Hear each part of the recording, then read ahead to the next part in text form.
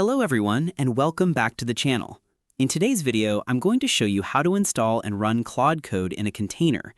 By the end of this tutorial, you'll know exactly where to find the code workspace, what requirements you need, and how to start using Claude's cloud-based coding environment. Let's jump right in. The first thing you need to do is open your web browser and go to Claude. Once the page loads, you'll arrive at the main chat interface, where you can start new conversations and access Claude's available tools. Take a moment to let everything load completely. You'll want to make sure the sidebar and workspace options are visible before moving to the next step. Now look at the left-hand sidebar. Among the available options, you'll see a section called Code. This is Claude's dedicated coding workspace. When you click on it, you're telling Claude that you want to work inside an interactive development environment. Think of this workspace as a temporary cloud computer that's already set up for coding. Instead of installing software on your own machine, Claude provides a secure container where code can be created, tested, and executed. One of the biggest advantages of this approach is convenience. You don't have to worry about downloading dependencies, configuring environments, or dealing with version conflicts. Everything runs inside the managed container, making it much easier to experiment with code and test ideas quickly.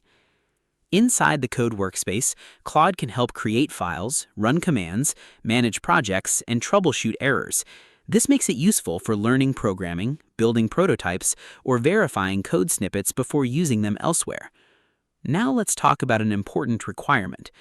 Access to the code workspace typically requires an eligible paid plan. If your account doesn't include access, you'll likely see a message asking you to upgrade before using the feature. This happens because the container environment uses dedicated computing resources. Claude needs those resources to launch and maintain the coding session, which is why the feature is included with specific subscription plans. Before upgrading, it's a good idea to review the available plan details. Pay attention to things such as usage limits, session duration, memory allocation, and any restrictions that may apply to the coding environment.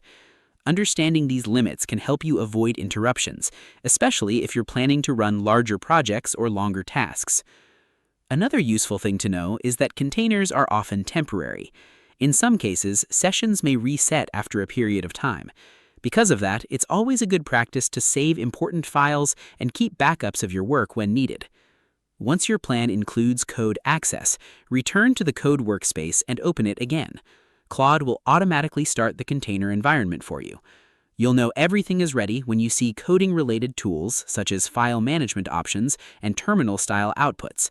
At that point, you can begin creating files, running commands, installing packages, and working on projects directly inside the container. And that's it. Now you know how to access and use Claude code in a containerized environment.